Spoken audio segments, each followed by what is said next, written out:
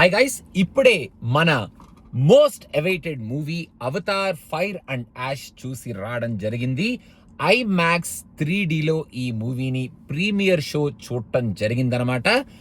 I have to say, image quality wise, clarity wise, story wise, grandeur wise and VFX wise ఈ cinema డెఫినెట్గా part 2 కన్నా phenomenal గా ఉంది అని నాకైతే అనిపించింది. I'm not comparing this movie with part 1, ఎందుకంటే పార్ట్ 1 ఈ వరల్డ్ లోకి వెళ్ళడమే మనకి ఒక కొత్త ఎక్స్పీరియన్స్ కాబట్టి పార్ట్ 1తో కంపేర్ చేయకుండా పార్ట్ 2 నేను అనుకున్న ఎక్స్పెక్టేషన్స్కి అయితే రీచ్ అవ్వలేదు. పార్ట్ 2 సినిమా చూసి నేను బయటకు వచ్చేటప్పుడు కొంచెం డిసప్పాయింటెడ్గానే వచ్చాను.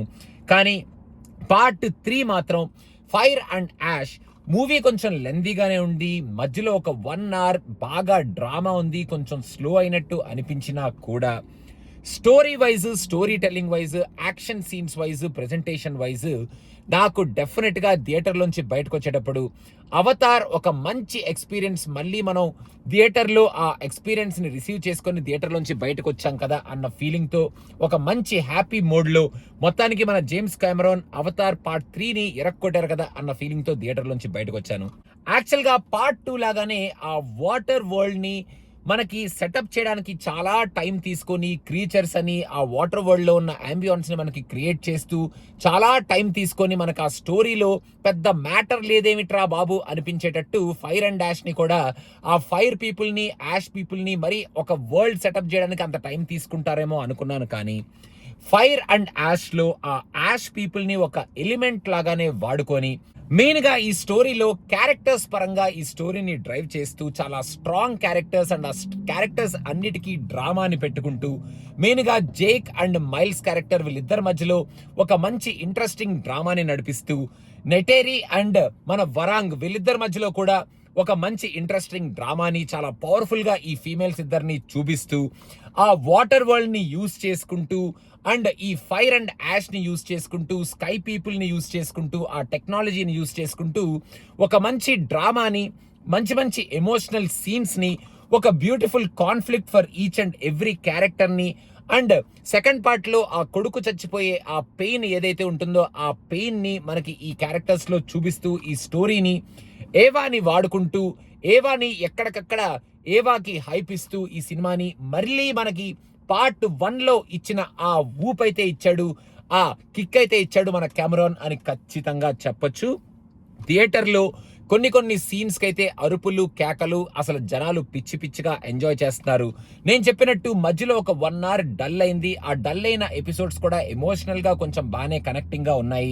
లాస్ట్లో ఆ క్లైమాక్స్ని మాత్రం ఒక ½ an hour to 45 minutes దడదడలాడించి వదిలిపెట్టాడు. మనకి కొంచెం సిమిలారిటీస్ కనిపిస్తాయి ఫస్ట్ పార్ట్లో, సెకండ్ పార్ట్లో అండ్ ఈ పార్ట్లో. మెయిన్గా ఫస్ట్ పార్ట్ అండ్ ఈ పార్ట్కి సిమిలారిటీస్ క్లైమాక్స్లో చాలా కనిపిస్తాయి. కానీ ఆ గ్రాండియర్ని, ఆ విజువల్ వండర్ని ఈ పార్ట్లో ఇంకా ఎన్హాన్స్ చేసి సూపర్గా మనకి చూపించారు కెమెరాన్ అని చెప్పాలి.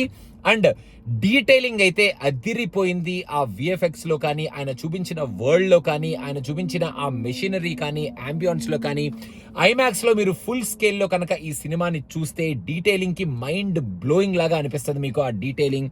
అండ్ ఈచ్ అండ్ ఎవ్రీ సీన్ని చాలా క్రిస్టల్ క్లియర్గా మనకి చూపించాలి. ఆ గ్రాఫిక్స్ అసలు మనం వేలెత్తి చూపించకూడదు. అసలు మనం ఆ గ్రాఫిక్స్ని ఇదేంట్రా బాబు ఎలా చేశారు, ఈ సీన్ ఏంటి అని చెప్పి సీన్కి మించిన సీన్ గురించి మనం మాట్లాడుకోవాలి అనే కైండ్ ఆఫ్ విజువల్స్ని ఫస్ట్ నుంచి లాస్ట్ వరకు ఫెంటాస్టిక్ విజువల్స్తో ఈ మూవీని మన ముందుకి స్టన్నింగ్గా అయితే ప్రజెంట్ చేశారు మన జేమ్స్ కెమెరాన్ గారు అని చెప్పాలి.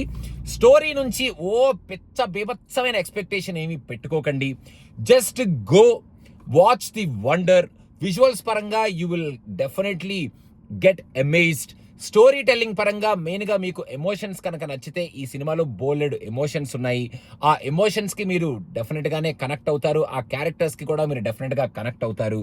అండ్ కొంచెం బోరింగ్గా అనిపించవచ్చు మీలో కొంతమందికి. ఆ బోరింగ్ ఎపిసోడ్స్ కనుక కొంచెం మీరు లైట్ తీసుకుంటే మధ్యలో వచ్చే ఒక 1 hour, దాని తరువాత కనుక ఆ లాస్ట్ 45 minutesని మీరు పిచ్చిగా ఎంజాయ్ చేస్తారు. ఆ గ్రాండియర్ని పిచ్చగా మీరు లవ్ చేస్తారు. అండ్ థియేటర్ నుంచి బయటకు వచ్చేటప్పుడు అవతార్ మన కెమెరాన్ గారు మళ్ళీ he lived up to the expectation of this movie కదా అనుకొని బయటకు వస్తారు. 3D ఎఫెక్ట్స్ అయితే విజువల్ వండర్ లాగా ఉన్నాయి. అసలు 3D మీద చాలా ఫోకస్ చేసి ఆ ఎఫెక్ట్స్ పెట్టినట్టు 3D effects are fantastic, phenomenal గా అనిపించింది.